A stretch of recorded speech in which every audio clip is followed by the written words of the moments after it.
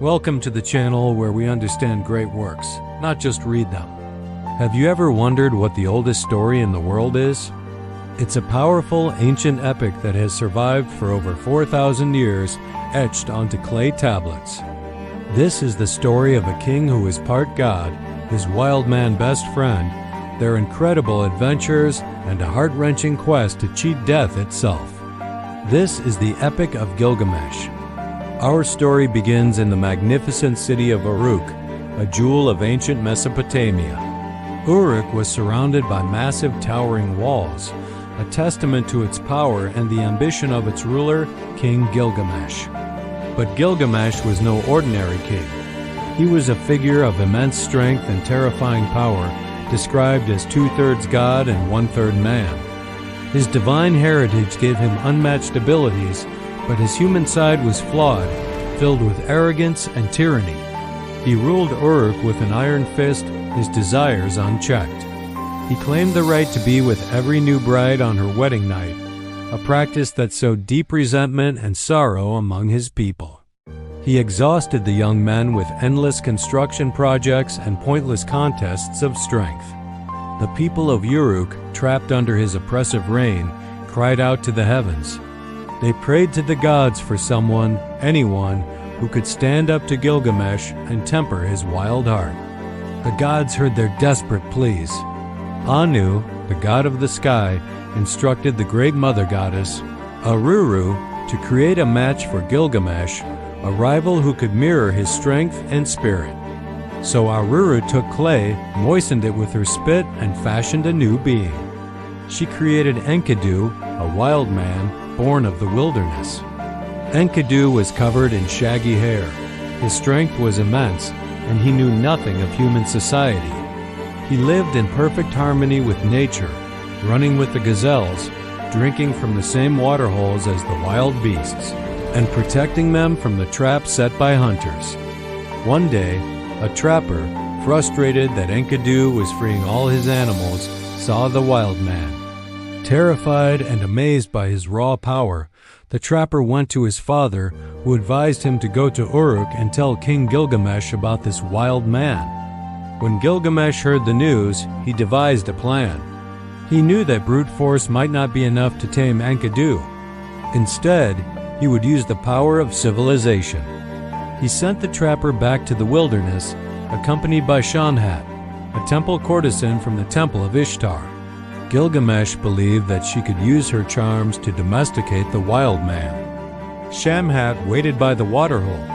When Enkidu appeared with the animals, she revealed herself to him. Enkidu was captivated.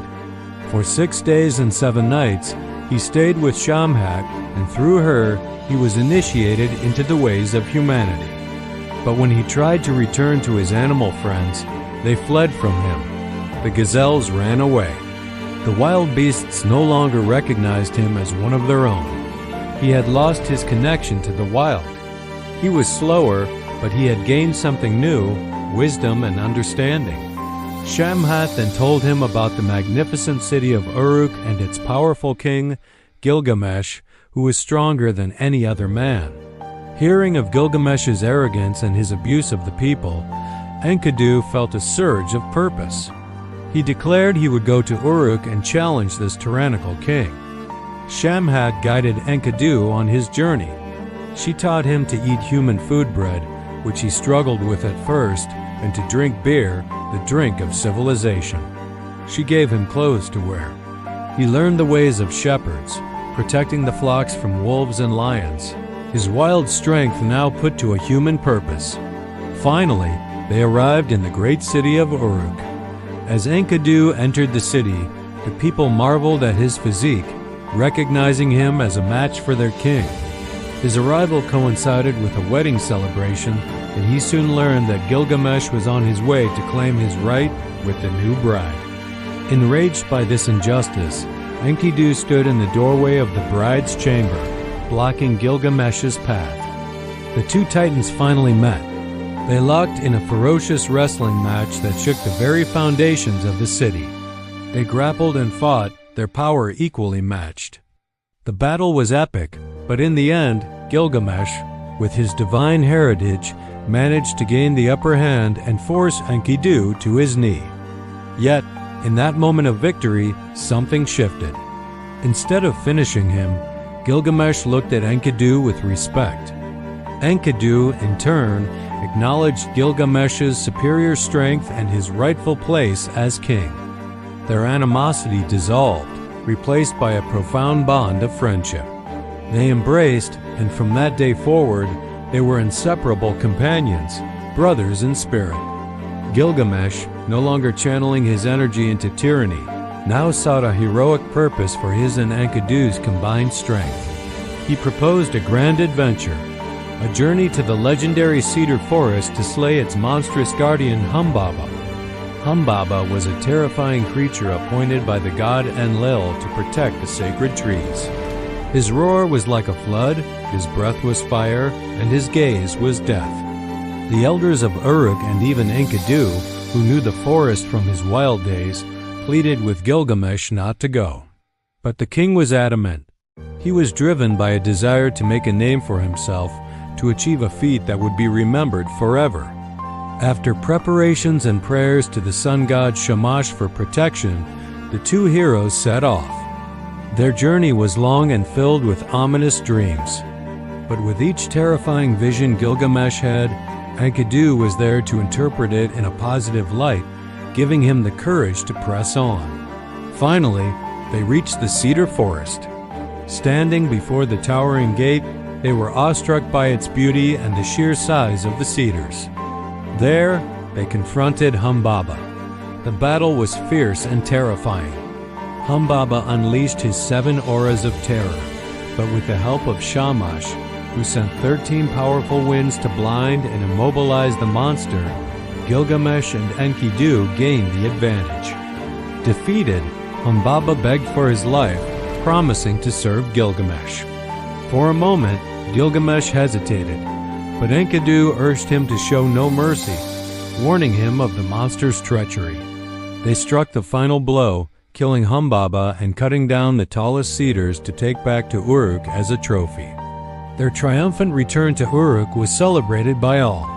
Gilgamesh, washed and dressed in his royal robes, looked so magnificent that his beauty caught the eye of a powerful goddess, Ishtar, the goddess of love and war. She appeared before him and proposed marriage, promising him a chariot of lapis lazuli and gold, a palace of unimaginable splendor and dominion over all other rulers. But Gilgamesh scornfully rejected her. He mocked her, listing all of her previous mortal lovers and the terrible fates that had befallen them. He called her a faulty water skin that soaks its carrier, a shoe that pinches its owner. Humiliated and enraged, Ishtar flew to the heavens and demanded that her father, Anu, unleash the Bull of Heaven to punish Gilgamesh and destroy Uruk. The Bull of Heaven descended upon the city, its snorts opening up massive chasms in the earth that swallowed hundreds of people. But Gilgamesh and Enkidu, united and fearless, faced this new threat together. They expertly dodged and weaved, working as a perfect team. Enkidu distracted the bull while Gilgamesh moved in for the kill, plunging his sword into the back of its neck. In a final act of defiance, Enkidu ripped off the bull's thigh and threw it at Ishtar's face, taunting her.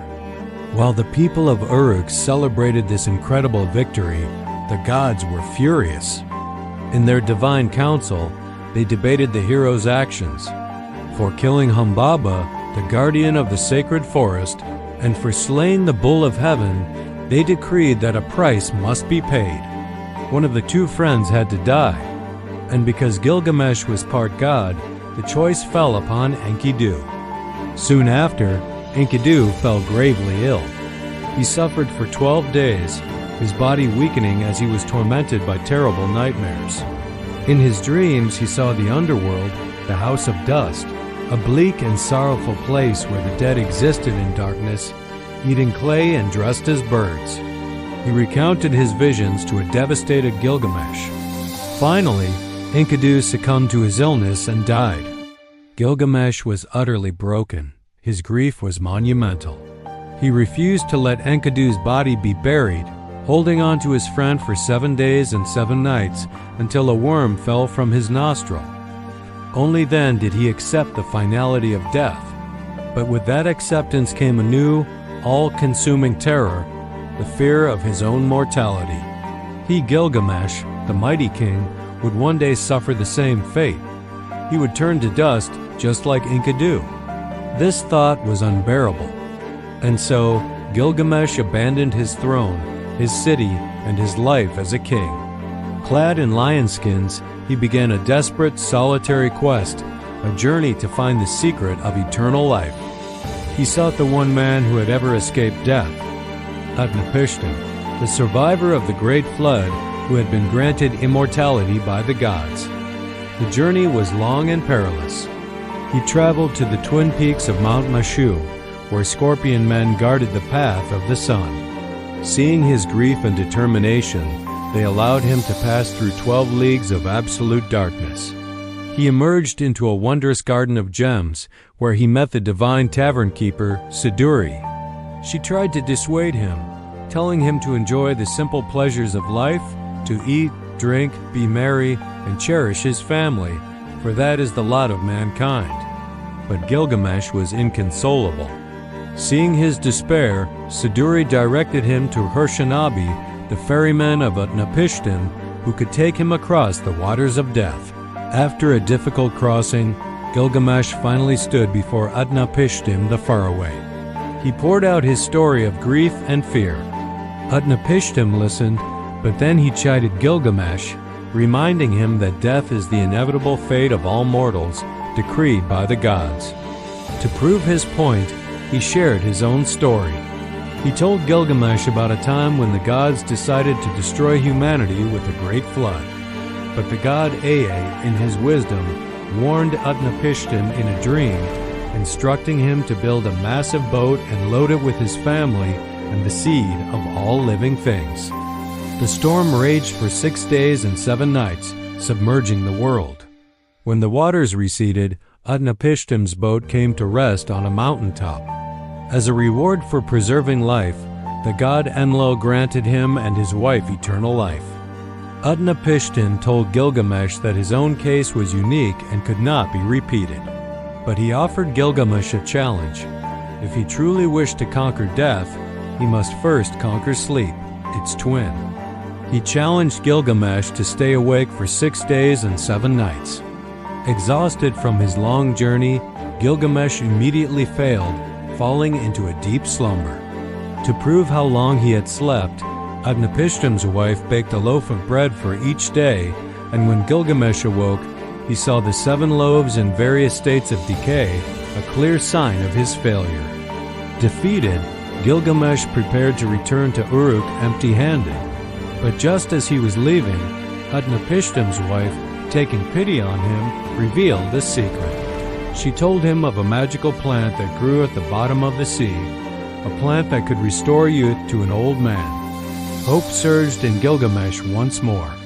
He tied stones to his feet, sank to the bottom of the sea, and found the thorny plant. Though it pricked his hands, he grasped it firmly and began his journey home, planning to share it with the elders of Uruk and then use it himself. On his way back, weary and dusty, he stopped to bathe in a cool pool of water. He left the precious plant on the bank.